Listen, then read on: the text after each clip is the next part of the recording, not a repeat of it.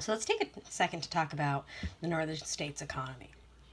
As I've touched on before, they were the North was responsible for much of the industry, much of the manufacturing, the shipping. This was all done in the North. Um, they did a lot of tactiles. In fact, their cotton was being supplied to them from the South. So the Atlantic created lots of ports for shipping, so they were able to ship to other countries. Really, they were doing quite well.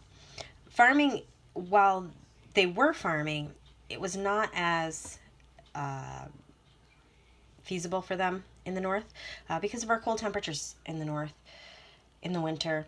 So year round farming was not something that they could do. The land also wasn't really flat for farming. There's a lot of mountainous areas, a lot of rocky soil. So wide farming like that of the south that you would find down south was not done up here because it just couldn't work. And the north also had a larger population. Many people were in the north. Could have been because that's where it was settled first. Um, but this really led to the north having more of an advantage when the war began. When you're thinking about their manufacturing abilities for weaponry was large, for even clothing. So their supplies, they were able to have more supplies as far as that goes, more guns and ammunition, where in the South that wasn't necessarily the case. Um, and understand that the geography plays such a huge role in this.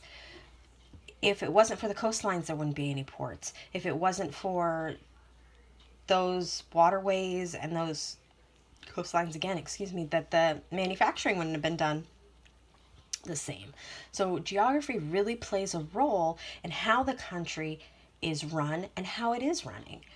Um, so I want you to really think about that and really understand that the advantages came because of how the landscape was shaped.